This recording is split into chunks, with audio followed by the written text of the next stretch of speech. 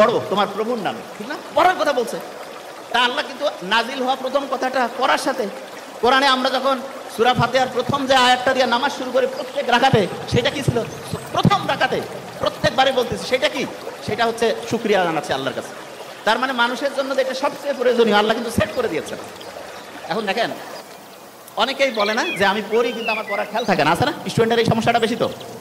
আচ্ছা, ছেলেদের মধ্যে বলবেন ঈদের নামাজ কারা কারা পড়েন, একটু হাত উঁচু করেন তো। বাকিরা পড়েন না? ঈদের নামাজ প্রত্যেকেই পড়ি। আচ্ছা, তাহলে ঈদের নামাজে পড়ি, ঈদের নামাজে রিয়েলি আপনাকে এবার হাত উঠাতে বলবো না। অনেকে ভুল করেন না, এদিক ওদিক তাকাচ্ছেন যে কি মানে যাবো নাকি হাত বাঁধবো, হয় না? 100% হয়। কিন্তু যখন আমি এই যে 5 ওয়াক্ত নামাজ পড়ি, এটা থেকেই হয়, প্রশ্নই আসে না। কারণটা কি?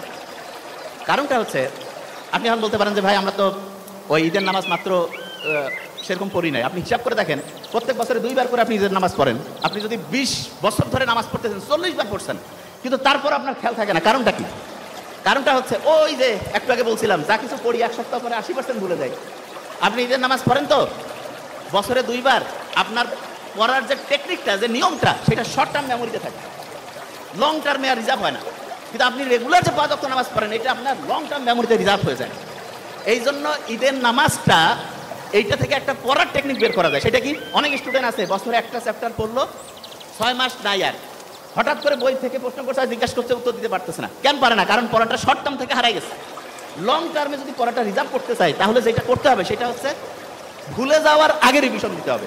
আমরা যে নামাজ পড়ি, প্রত্যেক দিন 5 ওয়াক্ত নামাজ পড়তেছি না, একে সূরা ফাতিহা কমন দরকার কি? আল্লাহ তো কইতে পারতো যে দিনে একবার পড়বা, একটু করে পড়লে হবে। নো, 5 বার রাখছে। এই কারণে দেখবেন মুহাম্মদ সাল্লাল্লাহু আলাইহি ওয়াসাল্লামের একটা হাদিস আছে, দিনে যদি 5 বার কেউ গোসল করে, তাহলে তার শরীরে কোনো ময়লা থাকে না। না, আমাদের শরীর যত দ্রুত ময়লা হয়, তার চাইতে দ্রুত ময়লা হয় আমাদের ব্রেন।